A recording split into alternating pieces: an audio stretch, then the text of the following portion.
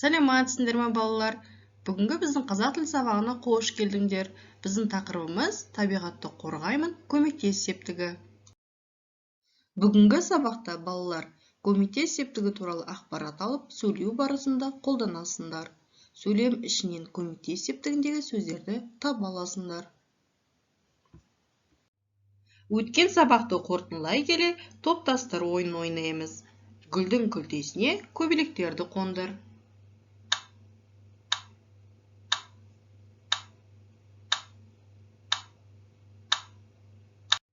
Жарайсыңдар балалар. Есінде сақта, көмектес септігіндегі зат есімдер кіммен, немен, кімдермен, нелермен деген сұрақтарға жауап береді. Көмектес септігі атау септігіндегі сөзге мен, бен, пен жалғаулары жалғану арқылы жасалады.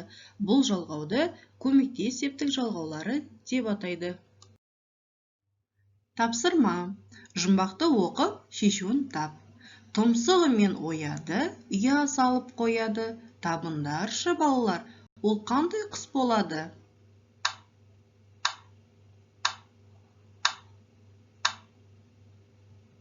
Тамаша балалар, жауабы тоқылдақ. Тоқылдақ ағаштарды тұмсығымен ұрғылау арқылы өзіне азық табумен қатар орманды зиянды жәндіктерден тазартады. Мұндайға басқа ешқандай құс қабілетті емес. Ендеше балалар, біздің табиғатымызды қорғауға тоқылдақтың үлесі зор. Балалар, қарамен жазылған сөзге сұрақ қоямыз, және бұл қай септіктің сұрағы?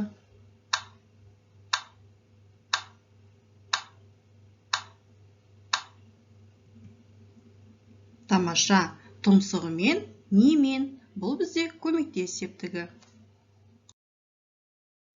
Осы тапсырмаларды орындау барысында мынандай қадамдардан өттіңіздер. Тапсырма, сөйлемдерді көшіріп жаз. Мұхиттар теңіздермен жалғасып жатыр. Ақбидай күннің нұрымен, жаңбырдың суымен өседі. Гүлсім табиғатты аялау туралы әңгімені зор ықыласпен тыңдады. Марат мұз айдынға атасымен келді. Көшіріп жазу минуты.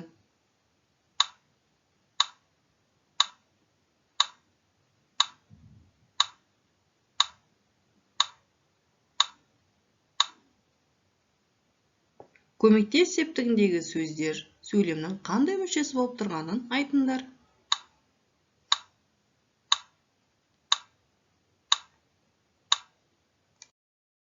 Ал балалар, тапсырманы тексерейік. Теңіздермен, сұрағы нелермен көмектес септігі толықтауыш қызметін атқарып тұр. Нұрымен, сұрағы несімен көмектес септігі толықтауыш қызметін атқарып тұр. Суымен, сұрағы несімен көмектес септігі толықтауыш қызметін атқарып тұр. Ықыласпен, сұрағы немен көмектес септігі толықтауыш қызметін атқарып тұр. Атасымен, сұрағы кіммен көмектес септігі толықтауыш қызметін атқарып тұр. Жарайсыңдар.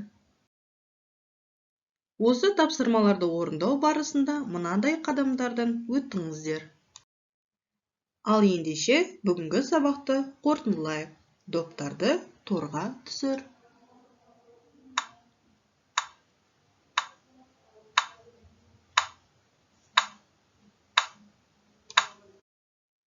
Тамаша балалар. Балалар, бүгінгі сабақта біз нені меңгердік?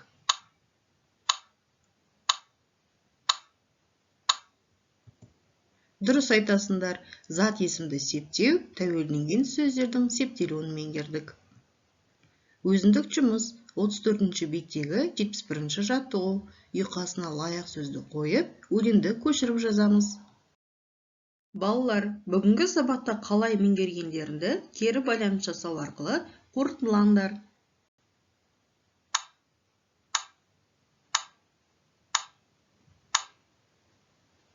Жақсы балалар, сау болыңдар.